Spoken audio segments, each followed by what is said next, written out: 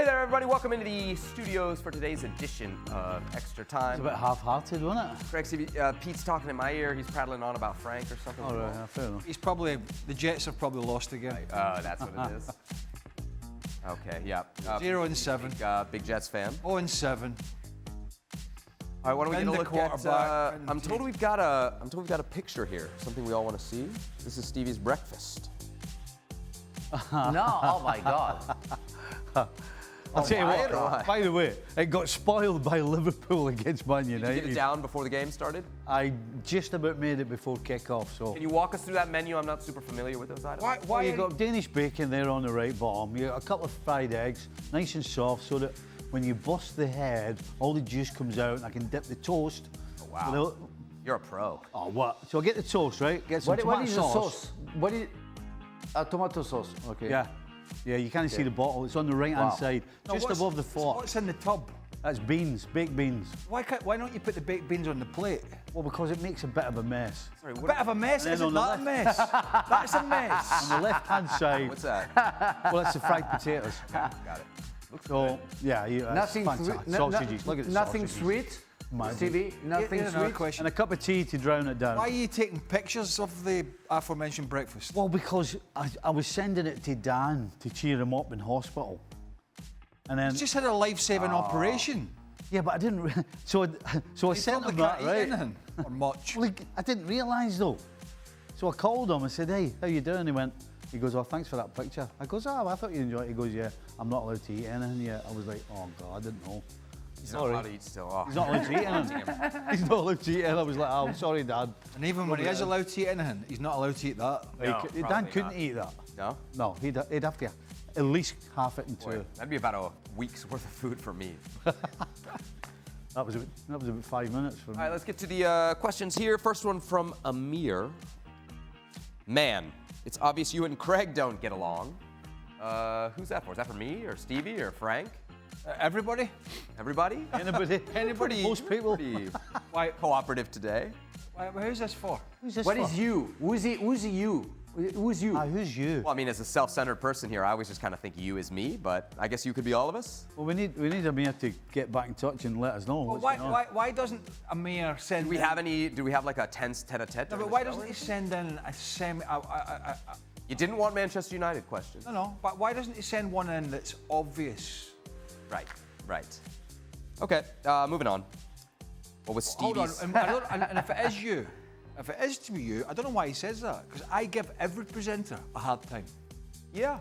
And you guys don't see behind this. And it doesn't matter if it's a female presenter or a male presenter. It's a presenter. You bully maybe equally. you. You are. No, I don't bully. I just No, question. maybe you Equal represent the opportunity. world. Yes. Yeah.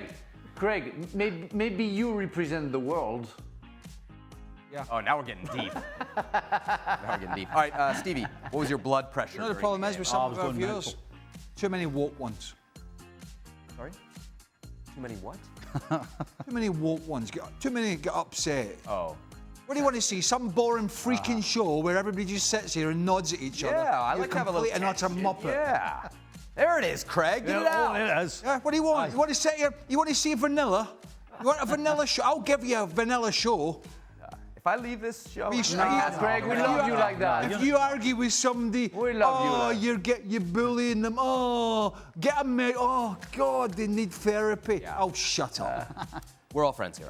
Stevie, your blood pressure during the game, please. I was going Sorry, mental. just had to get that off my chest. I was going bonkers. My language was terrible. I actually locked myself in the bedroom. Really? On me Totally own. alone, not even I out. got- Shame you got out. Out the road. Aye. That's a good one. I can assure He you. locked himself in the bed. Was this outfit picked after the game, I'm assuming? It's the only one he's got.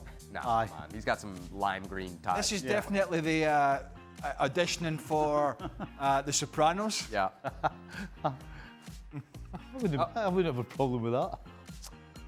Chuck asks, how bad was the language from Stevie after Maguire scored? And did Craig think about going home after that? So you were still at home. Well, I wasn't here. They weren't together. I was at home. No, it was horrible. I was really angry. And I actually did a digital with McDonald's straight afterwards. Oof.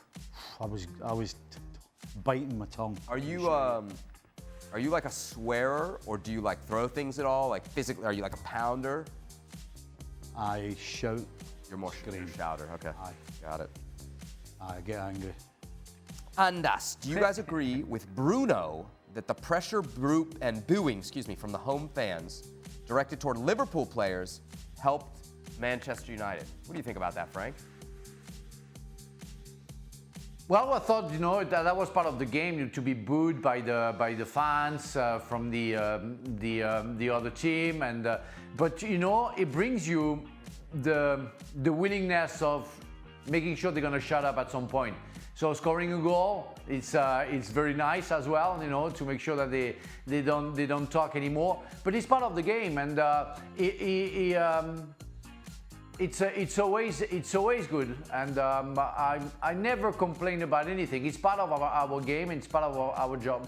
I might be wrong, but I think the question is actually referencing I don't think Liverpool fans getting on Liverpool helping Manchester United. I don't know. Oh, It was definitely whistling in that first half.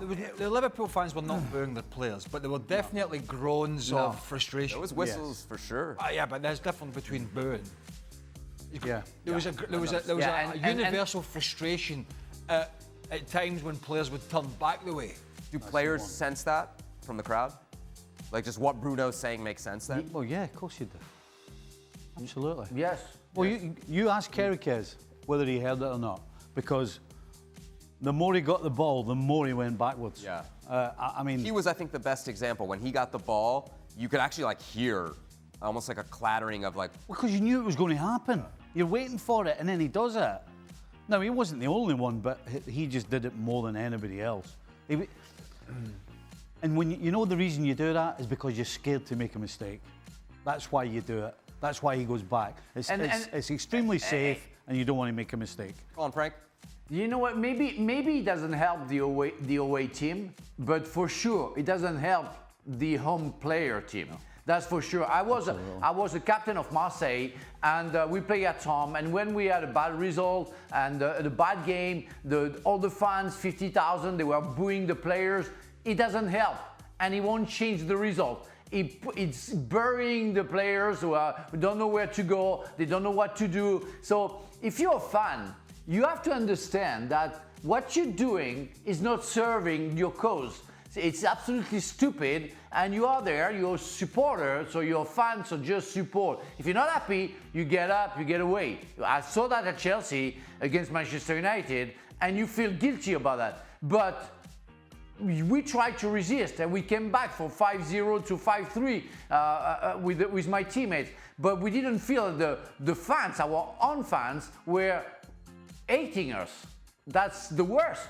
That's the worst, because you fight against the circumstances, and on top you have to fight against your home fans. That's stupid. The thing is, most fans don't want to boo. There are some morons around that will boo people in their own team. But what most of you heard today was frustration. And I was doing it in the house. Now, if I was at a game, would I do the same? I don't think I would. But at the end of the day, does it ever work the other way, where that pressure from the fans makes you better? For the away team? No, for the home team.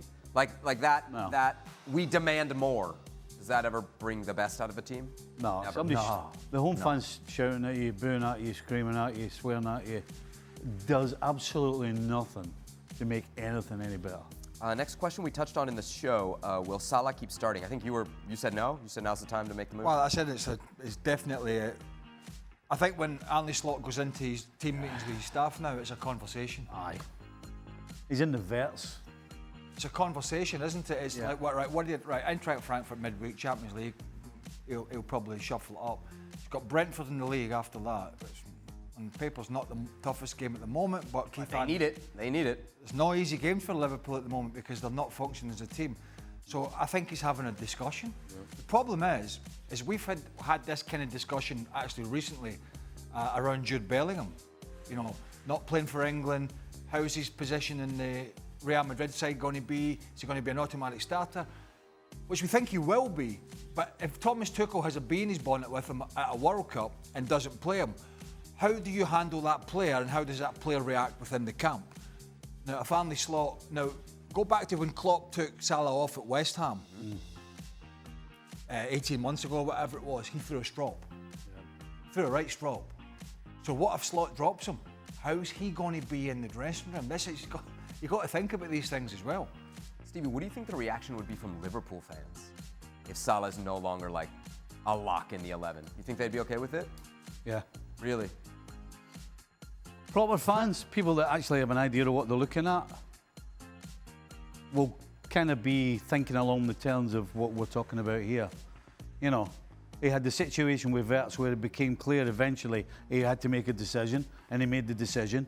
Now, the Salah one's a harder decision because it's Salah, but at the end of the day, regardless of who you are and what you've done, there comes a time when you're not helping in any way, shape or form that you have to be sat down. And that takes a strong manager. But it also depends on the player. It depends on Mo Salah. If Mo Salah realises how much he's struggling, then he has to be able to take that. And if he takes a strop and becomes a pest, then that tells you some not very good things about his professionalism. Frank, you want to weigh in? Mo Salah came out after the second goal, Manchester's second goal, and he came out. And where you would thought, you know, he will need Mo Salah to score a goal and to maybe draw that game. And Slot already started the changing for me. And he really thinks that Mo Salah was useless at that time. And he say, well, okay, I have to make a change. So I really think that it's a possibility that the next game, maybe not Eintracht Frankfurt, but against Brentford, Mo Salah doesn't start. And it shouldn't be a problem because it's obvious to everybody that is not the Mo Salah we used to see. You said would the Liverpool fans be bothered, and Stevie said no. But Disappointed, yes. No wins in. They've got 4 defeats in a row. The only thing fans are bothered about at the end of the day is winning games. Don't matter who pulls the red jersey on or the blue jersey. Or whatever He was playing bad and they were winning. Arsenal are winning. Yeah. City are winning. Those are your 2 biggest rivals. 4 straight losses, first time in a decade. Well, that's why Wirtz Emergency kept switch. playing, because he kept winning. Right. He was able to keep playing Wirtz As soon as the losses started happening, you had to pull him. to try and get him into form, but when you start losing and it's the players continuing to do the same, comes a time for everybody. For all, where's Don when you need him? Percentage chance, Man U, you're going to hate this question, Stevie. Finish above Liverpool this season. Why does the panel keep Where picking you go. Liverpool? I can't believe you even asked What that. did I tell you about the stupid Man United? Shut this down. The whole thing. You're right. Shut it down. That's the stupidest of stupid. I'm going to take that as a 0% then. Oh my God. They couldn't win a game for. Oh my God. Jesus God. Does Harry Kane not get enough recognition as one of the best players in the world? Frank, what do you think? Is Harry Kane underrated? Don't think so. I think every time he does good things, we talk about it, and we were happy that he got his first trophy with Bayern Munich. I think it's an unfair statement. He's a great player. He's really a great player, one of the best strikers in the world, and we say it when we have to say it. And we mostly said, and how many times we said that he should leave Spurs to win trophies because he's the kind of player who should be playing for big teams, and he does now for Bayern Munich, and I think everybody's happy. That kind of question always gets me in the sense that how does he not get the recognition? How in the mind of this individual? How do we determine what's enough recognition? Yeah, I mean, I feel like he gets a lot of love. Yeah. Right? I think there's a lot of respect. I think from his peers in the game, there's a lot of respect. If you saw any list of like the top 9s in What the he world, does. he'd be included, right? You know, and it's not just the fact he's at Bayern Munich now, which are one of the stronger teams. Let's be honest, he was doing it for years at Tottenham, who were not. They had the moments, but they were not the strongest. All right, last question here. Are both the Premier League and Bundesliga races over? This feels very, How would very the Premier League be over? Well, Stevie has said, I mean, your words... Don't start what Dan Thomas says. I'm not going to Dan Thomas you, but I will say I was no chance. I was annoyed at the time and I said, Okay. the truth. There is a chance. There's a chance. Of course there's a chance. Okay, yeah. so we're not ruling Liverpool out. I was upset. Yeah. I was getting upset. Says things when he's upset. But let's be honest. Right now, there is no question that Arsenal are big favourites. Absolutely. You can't rely on City. You can't rely on Liverpool. They've not, But it's October. But they exactly. It's October. Frank, it's October, and Arsenal have not proven under this manager that they can get over the line. What about the Bundesliga? Bayern with a 5-point edge over Leipzig and Dortmund. That one feels a little safer to call. Yeah. Right? Yeah, I think so. Ultimately. Yeah. Bayern, 7 wins from 7 matches. Perfect so far this season in the Bundesliga. All right, that'll do it for this edition. Well, there's only one stupid Man United question, and for us, that's not Yeah, bad. I'll take that. We'll take that, especially on the day when they won. That's not too for bad. us. I thought there would be a barrage of them just flooding in with utter stupidity written all over them. I think you telling the producer that before the Well, I might pre- have helped a little. He got rid of some. How many do you think? How many do you think hit the cutting room floor once I I think made there was a pretty good filter for today's extra time. We'll be back for another edition of the show tomorrow. See you then.